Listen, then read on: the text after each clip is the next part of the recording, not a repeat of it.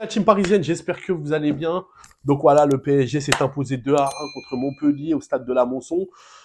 Donc par une réalisation de Fabien Ruiz et la deuxième réalisation qui est Messi. Vraiment, aujourd'hui, je vais être positif. On va dire positif aujourd'hui. Pourquoi?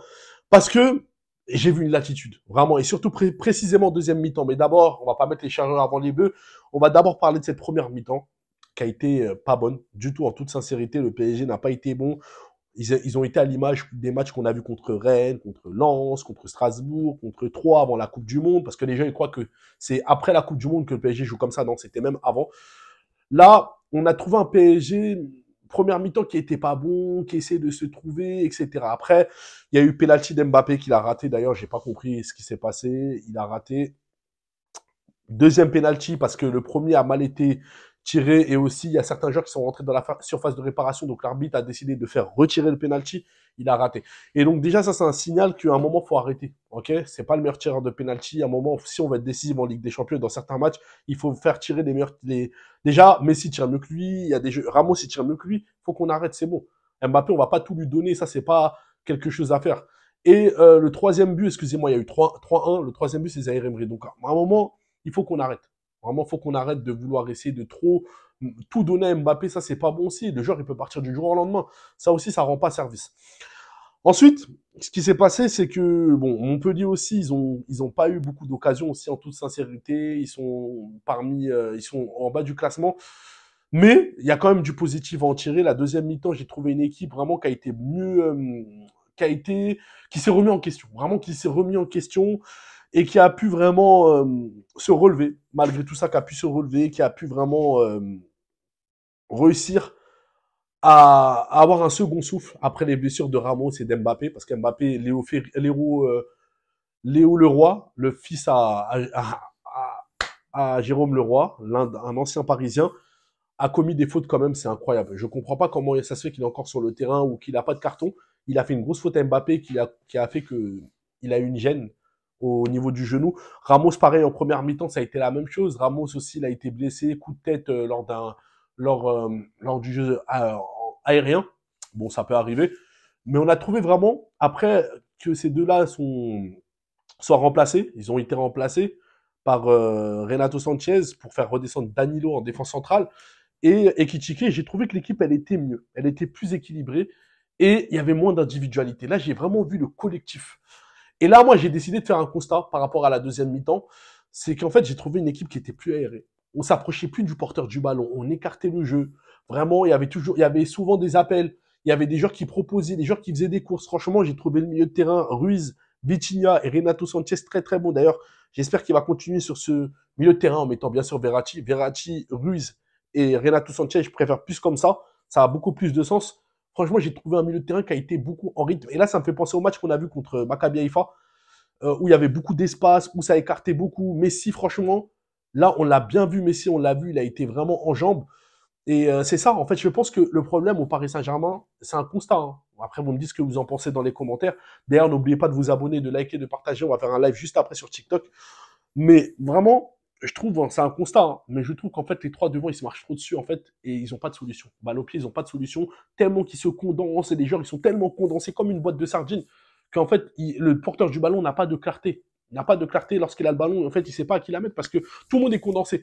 Mais là, ça a permis au porteur du ballon, lorsqu'il avait la balle, de pouvoir avoir comment dire, du recul, et surtout d'avoir une vision claire, parce que les joueurs étaient écartés. Hakimi, incroyable. Hakimi, faut en parler. Il est bon depuis le début de la Coupe du Monde. Franchement, depuis son retour, il est incroyable, Hakimi. C'est l'un des meilleurs hommes, voire même le meilleur homme depuis le début, après cette Coupe du Monde, cette édition après cette Coupe du Monde. Franchement, c'est incroyable. Mais ce que j'ai trouvé dans cette équipe, c'est vraiment de la verticalité, des appels. On récupérait des ballons très très hauts. Et ça, franchement, ça a le souligné, des ballons qui étaient très très hauts. On a trouvé une équipe aussi qui était bien en bloc et défensivement, qui ont été solides malgré le but. Ah, c'est ça, le seul bémol du match, c'est le but. C'est le but et la blessure d'Mbappé, bien évidemment. C'est ce but-là qui me dérange, ok? Et j'ai trouvé aussi la défense qui a été solide, vraiment. Donc Danilo, il faut qu'il joue. Faut qu'on arrête là de vouloir faire jouer Ramos. Pour moi, Danilo, il doit jouer. J'ai trouvé moins de fébrilité avec Danilo et Marquinhos que quand Ramos il est là. Donc là, à un moment, il faudra faire un choix. Après, bon, Donnarumma, bon, rien à dire pour ce match-là, malgré que pour moi, voilà, il fait quand même très très peur. Mais rien à dire. Les latéraux, Nuno Mendes et Hakimi, ils ont fait du taf. Bon, Nuno Mendes qui a un peu quand même raté un peu beaucoup de ballons. Mais sinon, franchement, j'ai trouvé une équipe en deuxième mi-temps qui a été bien organisée, qui a été bien placée. J'ai trouvé vraiment des appels, j'ai trouvé vraiment beaucoup de mouvements. Et c'est ça que j'attends du Paris Saint-Germain. Franchement, c'est ça que j'attends. Et là, il faudra vraiment que Galtier essaye de revoir son effectif. Vraiment. Qu'il essaye de voir, en fait, justement, de trouver l'équilibre. Parce qu'avec les trois devant, en fait, tu n'as pas d'équilibre.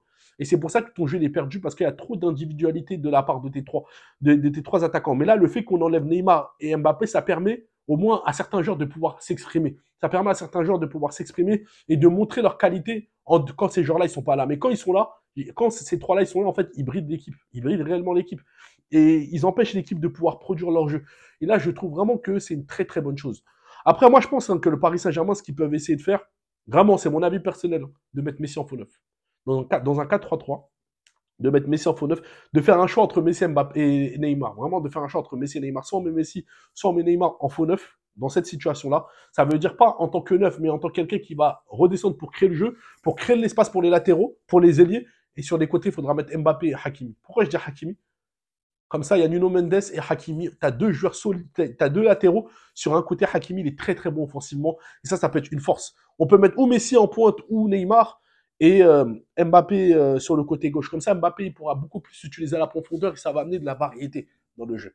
Parce que là, je vois que c'est pas productif de mettre Neymar et Messi. On l'a vu en début de saison, c'était bien, mais ça y est, au fur et à mesure, il y a les analyses vidéo, les gens ils ont capté qu'en fait, il suffisait juste de bloquer l'axe pour savoir comment bloquer le Paris Saint-Germain. Là, je pense que c'est la meilleure des choses. C'est vraiment d'essayer de jouer comme ça va aérer le jeu. Et là, on l'a vu. On l'a vu. Là, Messi il a pu bien s'exprimer. Et le problème, c'est les trois devant. C'est vraiment les trois devant, en fait. Ils ont du mal à faire en sorte que l'équipe puisse monter vers le haut. Parce que là, c'est un constat. Après, on verra. Je pense qu'il faudra quand même faire enchaîner des matchs pour voir ce que ça va donner. Mais là, c'est un constat que j'ai vu. C'est là, j'ai vu du mouvement que ça fait très très longtemps que j'en ai pas vu.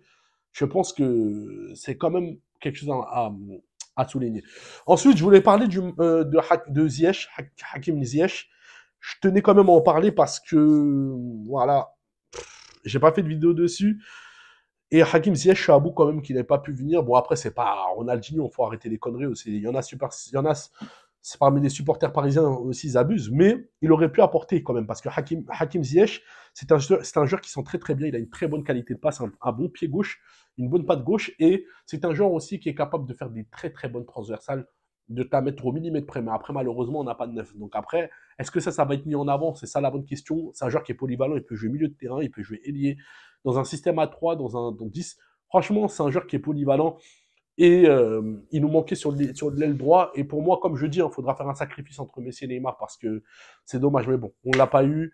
Il y a eu des trucs qui ont mal été faits de la part de Chelsea. Ils n'ont pas été honnêtes, en toute sincérité. Ils ne le font pas jouer, mais ils ne veulent pas le prêter. Je comprends pas.